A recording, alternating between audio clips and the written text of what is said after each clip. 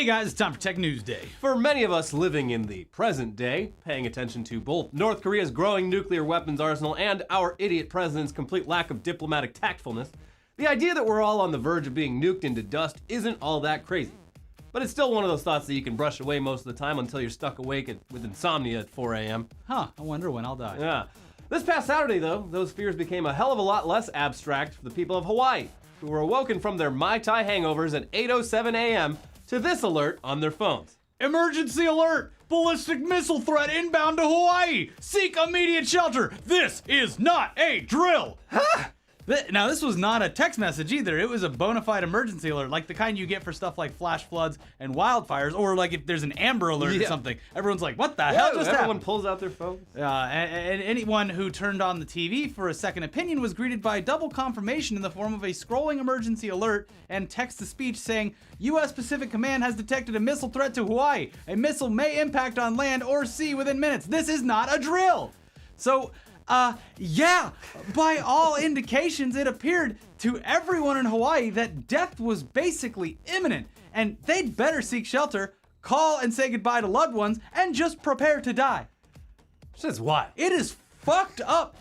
We were busy on. By the way, thank you everyone that came out to the show on Saturday in San Antonio. It was a great time. We missed this one. We missed this whole thing, and I was just retroactively reading about this online. I was like, holy shit! Yeah, you put yourself in their shoes. It's like, I don't know what I would do. Yeah, like I'd be losing my mind. I would you'd have to just call your parents and be like, hey, I'm about to die, so I love you. Bye. The fuck? Now, obviously, this was a false alarm. Hawaii is still sitting out there in the middle of the Pacific looking sexy as hell. As far as we know, Elliot. Maybe we're the ones being gaslit. Maybe we're all dead and this is hell. But for 38 minutes, the entire state of Hawaii was understandably freaking the fuck out. Yeah, but we have to make a point. 38 minutes. 38 this minutes. was not corrected in even 10 minutes having gone by would cause people to shit themselves. 38 minutes. That's 2 episodes of Seinfeld. Sure. I mean, if that's the last thing you want to do, of TechNewsDay.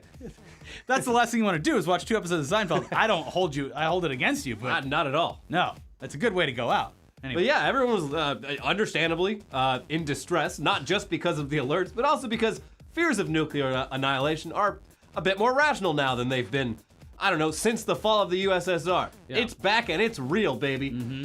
Also, considering how often the president taunts Rocket Man Kim Jong-un on Twitter, it would have been nice if he'd gotten on Twitter this time to let everyone know Hawaii wasn't about to blow up, but nah, he got briefed about it and immediately went back to golfing. They'll be fine. 239 Wait, that's where pounds. Obama's from. Yeah, let him sweat a little bit. He is in excellent health, guys. Trump's Twitter remained silent for 3 more hours before he finally unleashed a tweet. Not about Hawaii, but instead bitching about that Michael Wolff book again. Yeah, thankfully, though, anyone who checked the Twitter for the Hawaii Emergency Management Agency or accounts of people like Hawaii Governor Ige, House Representative Tulsi Gabbard, or Senator Brian Schatz did get confirmation that the whole thing was a mistake. Whoops. Though still, after several minutes of absolute terror, during which cell phone service was unusable for many because the entire state of Hawaii was trying to make phone calls or go on the internet at the same time. Just a clusterfuck. Thankfully, though, after 38 excruciating minutes, think about the times where time has crawled the slowest for you.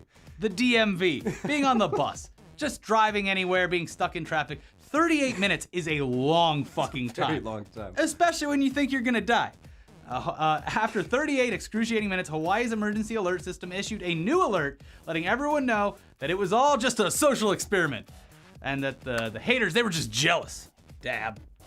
This was the latest. How's Logan Paul gonna top himself? By issuing a missile alert to Hawaii. But no, it was actually Logan cannot be stopped. Someone's finger slipped. Yeah, so what caused this exactly? Well, one would assume that sending out an alert to every mobile phone and TV station in an entire state would involve multiple layers of oversight and fail-safes, or I don't know, at least a CAPTCHA. But it turns out no. They should put 2-factor authentication on this thing. How many of these squares have cars in them? Blah, blah, blah, blah. Wait, does the sign with the car in it, does that count as a car? I'm always confused by that. It's terrible. It's a Please terrible click system. these storefronts. Sir, that is a building. I cannot read the sign on front of it. Terrible system, but would have been pretty useful here. But no, none of that shit. The computer interface at the Hawaii Emergency Management Agency used for sending out alerts is actually designed so comically bad that it's amazing this didn't happen sooner. Look at this shit. It's just a list of various alerts stacked on top of each other with the option PACOM CDW state only, the one that tells everyone in Hawaii that they're about to die, just sitting right in the middle between amber alerts and road closures. Whoops. Yeah, so what happened is exactly that. It was a whoops. Instead of clicking drill, PACOM, CDW, state only, which would have just tested the doomsday alert internally without, sending it out to the public, Hawaiian Homer Simpson clicked on the one without the word drill in front of it. So, bad day at the office. Even worse, you can see it at the top there, the option BMD false alarm. That option was not there when the missile scare was going down. It's been added since then. Fix the glitch. Now, there was not a built-in option to immediately send out a false alarm message. It had to be manually programmed in by, assuming a man that is very stressed out, whose family is calling him nonstop. God. Can't answer the phone. And that's why it took 38 minutes anyways. The official false alarm had to be programmed in by the Hawaii Emergency Management Company, who had already had the very scary one pre-programmed. I wasn't even supposed to work on Saturday. Maybe they should, I don't know. It's fucking... It was the temp. I'm not even supposed to be here today. Oh, God. In addition to this new false alarm option that definitely should have been in place already, Hawaii Emergency Management has said that they have reassigned Homer Simpson and will be reviewing his employment. Sector 7G. They also say that from now on, they're going to require 2 people to sign off on all alerts that go out, which also seems like something that should have already been standard protocol. There's so many fail-safes. It's harder for a person to access their own email account than it was to send out a statewide alert of impending doom. Oh, you want to print 10 pages? Watch out, buddy. Ink isn't cheap. Yeah. I'm going to have to get approval from the higher-ups. But, Yeah. you're sending out a false flag nuclear strike? Go ahead. Yeah, you even have to put in a PIN for your credit card or your debit card. It's like anything would have been good. Yeah, and despite being a false alarm, the whole thing kind of serves as a very real alarm that the government and the military that we depend on to protect us are built on some woefully bad technology. Also, we now run the very real risk of Hawaiian residents treating the next actual emergency alert as a joke, the same way people in Florida treat every hurricane alert. Yeah, sure. Oh, you northerners, you think nuclear strikes are bad? Imagine the guy with the nuclear football who's like, wait, we're getting attacked? Everybody, man the battle stations. I would have loved to have sat in on the numerous phone calls that definitely it would have been on. Absolutely perfect. I'm sure there was if the world ended because of a fucking mistake in Hawaii. It would be pretty good. I mean, Great series finale. yeah, Yeah. great. But I'm sure there was fucking world leaders. I'm sure Theresa May was on the phone hey, What the hell hold is going on? Guys, Guys, we're getting reports that one of your states is being bombed. yeah. Huh. Anyways, Wow. making this whole thing weird and even dumber than before is the fact that somehow almost the exact same thing happened over in Japan on Tuesday. When the mobile app for national broadcaster NHK sent out an alert notification that roughly translated to NHK News Alert, North Korea likely to have launched missile. Government J Alert, evacuate inside the building or underground. J Alert is a Japanese satellite-based system for rapid emergency alerts for things like tsunamis, earthquakes, and also nuclear war. All of which they've actually experienced. Yeah, they're the one country on Earth that They need this quick they're alert absolutely system. allowed to freak the fuck out on a nuclear alert because they've been there. It happened to them. It's also insane to me that both of these things happened in the 2 places that are right on the radar for North Korea. It wasn't like Arkansas or Minnesota. Yeah. Oh, okay. Not like a thing where if we're fucked, everyone else is too. Hawaii's out there alone in the middle of the ocean. It is a realistic military target. Yeah. It has been attacked. Yeah. As a first strike attack. Also, that's the thing too, is if this happened in any landlocked state, people would just be like, all right, let's get on the roads and drive away. Yeah. Where it's like Hawaii, you're like, well, I'm fucked. Yeah. Guess I'll get wasted and have unprotected sex. Yeah. Which I'm sure a lot of people Tell did. my boss to fuck off. Yeah, which did happen. Yeah. I'm very interested to see what the child delivery sections of all the local hospitals look like in 9 months. Yeah. Yeah. We're going to check up on that. Okay, Google, set alarm for 9 months from now. Now, luckily, within 5 minutes... Oh, it did it. Good. within... It's a great system. Yeah. Batman. Batman. We'll get to that. Yeah. But luckily, within 5 minutes of the alert, NHK sent out another notification letting everyone know that it was just a goof. And also, since a real J alert also involved sirens and alerts on TV and radio, none of which happened here, people didn't get quite as panicked as they did in Hawaii. For comparison, a real full-fledged Japanese alert went out during the same day in the Japanese city of Gamagori, warning people not to eat any freshly purchased blowfish meat because of a poisonous batch. And that involved a bunch of loudspeakers throughout that city yelling at people to put the blowfish down. We got a bad batch of blowfish here. I think I'm gonna risk it. These sushi chefs did a bad job. They left the poisonous parts in there. I don't know why you'd risk it. I did. It must taste really good. When I was there, yeah, it's pretty good.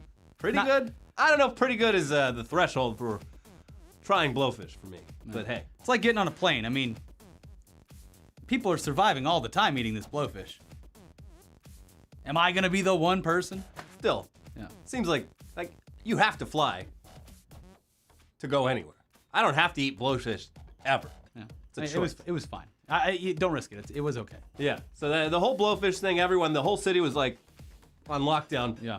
Don't eat the blowfish. But in the case of the missile alert problem, seems to have just been what NHK is calling a switching issue. They got the notification. Nothing else happened. It seems like a fancy way, though, of explaining that they, too, have a terrible user interface for these sorts of things. So I have actually sort of firsthand experience with this, and it makes me realize just how ruined I would be if it happened. I was visiting San Francisco years ago.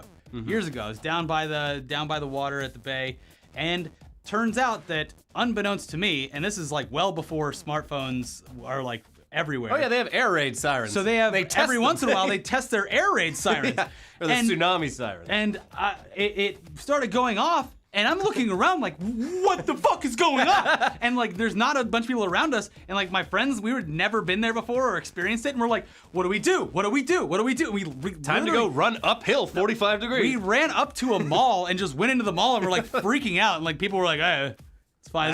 It's a drill. They must love it. It used to be a good prank before the internet. Yeah. San Francisco's been pranking people. Prank all the tourists.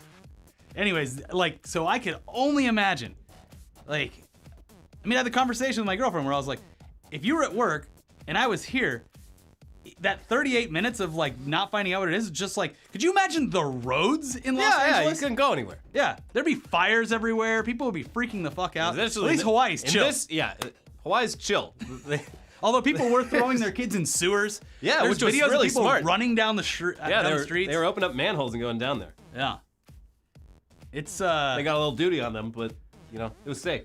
Yeah, safer than being up here. Yeah, in LA, LA would burn to the ground. Yeah. So the thing was to go off of the Hawaii story specifically is the reaction that we did see on Twitter and Reddit after everything had calmed down, about it, because it took hours where people were finally calmed down. Yeah. And they said that it actually boosted the from what they've seen and talked to their friends about, boosted the morale of the state as a whole, because they had an afterglow of survival, and they got to see how just trivial certain things are in their lives, and I think as a whole the state's just gonna relax.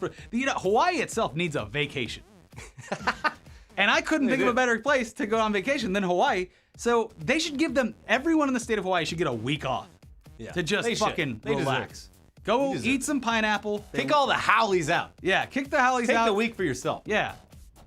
Yeah, Anyways. it's the whole thing. It's like the movie What About Bob, a classic. Bill Murray inadvertently invents death therapy, where you get convinced you are about to die as a coping mechanism. It works out really well. Yeah. So the whole state of Hawaii got a big old dose of death therapy. Yeah. Well, And now, kill me once, shame on you. I can't even imagine going there for travel now. I'd just be everyone would just be so chill, I feel like. Bro, you can't scare me. Yeah. Could you imagine trying to rob someone in Hawaii? Brother. Anyways, moving on to more absurdity, although some that's obviously less detrimental to people's lives.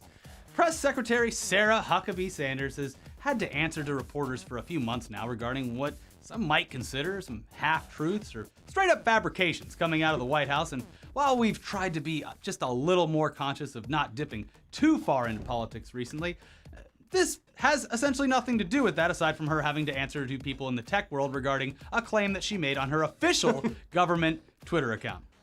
Over the weekend, from her @PressSec account, Sarah Sanders put the Jeff Bezos owned Scamazon.com sorry, Jeff Bezos owned Amazon.com on blast because of its apparent proclivity to allow children to accidentally order a bunch of random crap by simply shouting at their parents' Alexa devices. In the tweet, she included a photo of a Batman collectible figurine that was ordered on her behalf, which came out to about $80. She said, "Alexa, we have a problem if my 2-year-old can order a Batman toy by yelling Batman over and over into the echo. Boop, boop, boop, boop." Now, in our scary new world where everything is accessible and able for purchase within seconds, she was clearly making an example of how dangerous it was to have something like the Echo alone with your kids because, yeah, in theory, they could order a bunch of shit without you immediately knowing it, especially if you get their hands on that mac and cheese button. Bloop, bloop, bloop. Put that in a safe space. So if one thing needs a safe space, it's those dash buttons. But anyways, clearly this wasn't the case with her example this past weekend. And it's not even that hard to figure out that this was another half-truth or straight-up fabrication that she would have to defend. Okay, she really doesn't have to defend this one because no one really cares, aside from people who are justifiably upset at her use of the word toy when it is clearly a collectible figurine, and then possibly the White House Ethics Office, who have a very clear rule against public figures discussing purchases from private companies on their government accounts. Or admitting that they have a listening device installed in their house. Come on. Twitter users and even the website TechCrunch were quick to test this tweet out in order to get to the bottom of it. And across all their tests, they were unable to produce anything close to her claim that a 2-year-old could order an $80 collectible action figurine that's not coming out of the box, damn it. Yeah, he loses all resale value. By just shouting at an echo. Here, take a quick listen. Batman! Batman! Alexa. Batman. Alexa. I want Batman. I couldn't find any linked video skills that can play that. Alexa. Give me Batman. Batman, the fictional vigilante superhero, alter ego of Bruce Wayne, originally in DC Comics and since featuring in a variety of media. Alexa. I want Batman. Those are some Batman! great examples. What is technically true, however, is that it is possible for someone to order a Batman toy, collectible, with the correct string of words, but that would require the device to then list back Prime eligible or Amazon Choice items right back at you with its voice, and then after that, it asks you to finally do confirmation. More layers of confirmation than the entire Hawaiian Missile Defense System. Yeah. Incredible. Now, the entirety of this process is also easily handled by user preferences, parental controls, and settings, which you have the choice of putting on there. You can actually put a 4-digit code as well. Anyways, that is also coupled with the fact that any purchases made via voice command are always, by Amazon standards, able to be canceled or refunded. Now, this also goes back to an earlier story that made headlines almost exactly a year ago, where a 6-year-old reportedly ordered a dollhouse and cookies via the smart device, and even back then, numerous outlets attempted to recreate that purchase based on the info provided by the parents and were unable to do so. That little girl lied. And that's the real lesson she needs to learn. Instead, I think she got all that stuff for free because it was cute. Nope. Realistically, this whole thing could have most likely just been a joke put forward by Huckabee Sanders, considering that she comes from a long line of comedians like her father, Mike Huckabee, who's known for such knee-slapping tweets as, "I trust Bernie Sanders with my tax dollars like I trust a North Korean chef with my Labrador." Yuck, yuck. And made venison chili for Super Bowl from deer I hunted last year. It is truly Super Bowl of chili. Yuck, yuck, yuck. And even this spicy take regarding the day of celebration of the Mexican army over the French at the Battle of Puebla, aka Cinco de Mayo. For Cinco de Mayo, I will drink an entire jar of hot salsa and watch old Speedy Gonzales cartoons and speak Spanish all day. Happy C de Mayo. Woo! Yeah. So, How do I be racist and the least amount funny possible? I got this. I mean, comedy's in their blood, Elliot. You can't deny that. Well, But like save Mike Yuckabee. the hot takes for your personal account and not from the @press secretary account. We all, It's hard to switch those accounts over. It's down, yeah. Anyways, let's move on to the big changes that are happening over at Facebook now. And you probably didn't even notice them unless you're a huge fan of brands, studios, meme aggregators, or articles spun by your choice of bias, because Facebook is taking a bold step in 2018 to make their site all about your friends and family again. What? Yeah, according to us personally, and those of you who are very vocal about Facebook through other social networks, people seem to be ignoring that platform in general at an increasing rate. Very spammy. Yeah, whether that's due to the seemingly nonstop flow of pointless content, or that the site as a whole has turned people against each other because of what they share or comment on, that's up to your experience. But even Facebook is apparently now aware that something needs to change, and it will. They don't want to be MySpace. Nope. So yeah, they're opening up the hood of their fancy algorithm. Putting a Coors Light on the top of the car. Just rolling up the old sleeve. It's a Saturday. Saturdays are for the boys. Let's get to work on this algorithm. Getting out the old wrench. Put on the REO Speedwagon and change a few tag words. Yeah, they're modding that old minivan. Yeah. With a few tweaks that they hope will help fix the way users interact with each other and the content that they actually enjoy. In a post late last week, Facebook founder and totally real human being Mark Zuckerberg outlined how these changes will affect your newsfeed, saying, among other things, "Recently, we've gotten feedback from our community that..." I can't do You this. sound like Kermit the Frog. Hey, Mark Zuckerberg here. Recently, we've gotten feedback from our community that public content, posts from businesses, brands, and media, is crowding out the personal moments that lead us to connect more with each other. It continues, it's easy to understand how we got here. Video and other public content have exploded on Facebook in the past couple of years. Since there's more public content than posts from your friends and family, the balance of what's in newsfeed has shifted away from the most important thing Facebook can do, help us connect with each other. Then there's a bunch of kind of what seems like robot talk. Human talk. About how research shows that people like connecting with other people they care about. Huh. A totally normal way to talk, and not at all made to make anyone feel like data points on an algorithm. Now, anyways, let's get to the changes. We're all ants in Mark Zuckerberg's ant farm, but that's fine. He just put a little sugar on top. Bloop. Yeah, the post continues. The first changes you'll see will be in Newsfeed, where you can expect to see more from your friends, family, and groups. As we roll this out, you'll see less public content like posts from businesses, brands, and media. And the public content you see more will be held to the same standard. It should encourage meaningful interactions between people. It sounds like Zuckerberg just invited everyone over for Christmas dinner. Like, oh man, do I really have to see more posts from my goddamn family? Once a year is enough.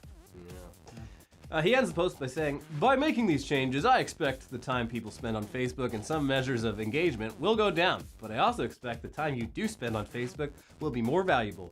And if we do the right thing, I believe that will be good for our community and our business over the long term too." And immediately, Facebook Their stock went down. So there you go. Sad.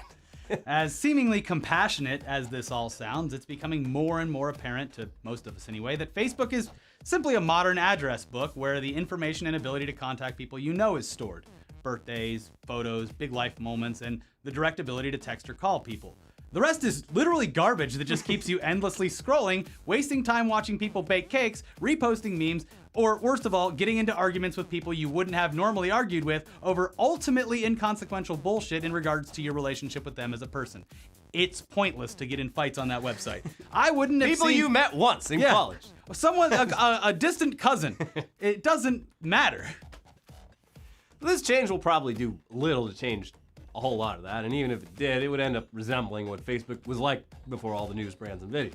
A place where you were tired of seeing photos of people's children and photos from their trips while you sit alone in your bedroom resenting everyone else for looking as though their life is perfect when it's clear that almost no one's is. Facebook is good as an enhanced email program where you can send your parents a photo of yourself because they miss you, or as a replacement for some long dead chat clients, but above that, it's hollow. It's a big FOMO machine. Yeah. The one thing we are incredibly curious about, though, while we stand on the sidelines, is what will ultimately happen to all of the premium content that they and other companies have been pouring money to over the last 2 years, which is an attempt to compete with stuff like Amazon Prime, Netflix, and Hulu.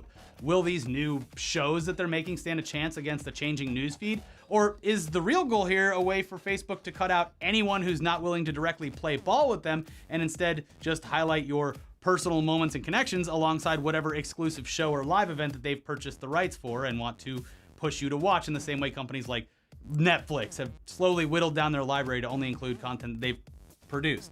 It makes sense because... Play ball like ball in the fan? Yeah, exactly. But they're literally going to, in my opinion, going to use this as a way to declutter the site from all the people who aren't paying into it and are just riding off of the success of the platform, and instead build a big, beautiful wall for content producers to have to pay through to get on these news feeds. Otherwise, it is considered like trash to the news feed and just static. They don't want a YouTube situation either.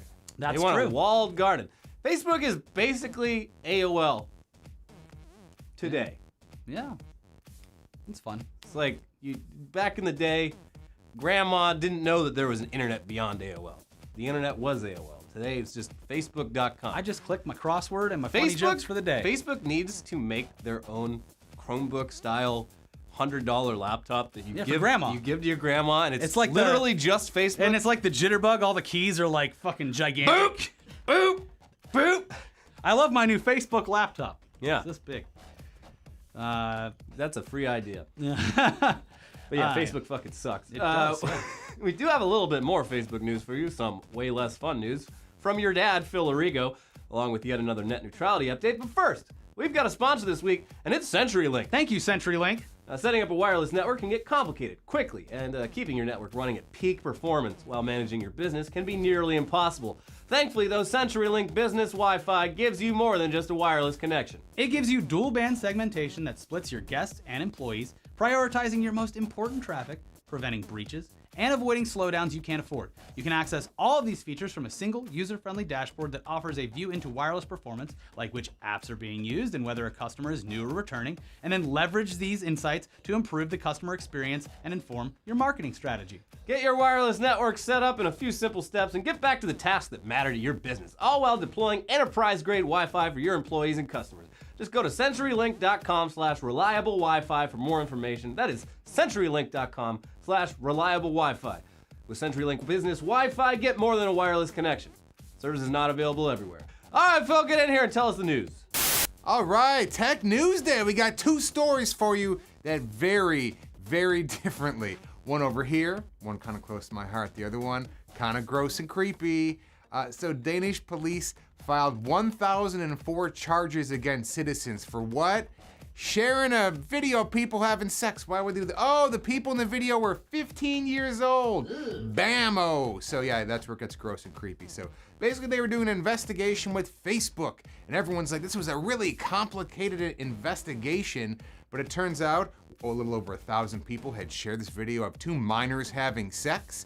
I think it was complicated because the age of consent there is 15 years old. But if you're sharing videos of people who are underage having sex, you're a child pornographer. Apparently 800 of those 1,004 people or so were over the age of 18, so yikesville. Now, what are the repercussions for this? First, it doesn't sound that bad. They face up to 20 days in jail. Kind of surprised this stuff doesn't happen more often. Oh wait! If you do get convicted, you're gonna face 10 years on the sex offender list, which is probably just gonna ruin your life on all sorts of fronts. Now, let's flush that toilet and talk about something that's near and dear to me and everyone else now. Net neutrality. All right, remember when it died and Ajit Pai set on fire then took a big piss on it so there's nothing we can do? Well, 50 senators have co-sponsored a bill, and number 50 being Senator Susan Collins, a Republican who joined those Democrats, and now it is going to go to a vote to see if this can move to the next step where possibly the government can challenge the FCC's big ruling. Now, the issue after this is we Democrats need one more vote. They need somebody to flip to pass this onto the Senate at that point. And then after the Senate vote comes, it might be a tie, and then Mike Pence is gonna be casting a tie-breaking vote. We all know how that goes. So not only is this gonna happen in the House and the Senate, then it's gonna go all the way up to this one guy you might have heard of or may not have, Donald Trump. And then he's gonna be the guy who eventually has to sign this off.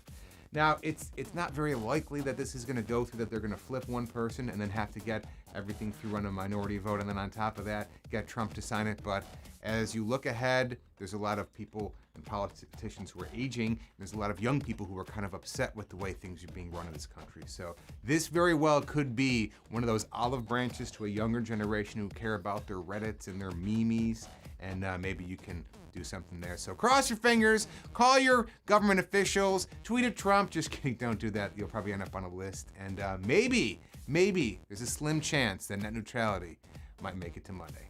Woo!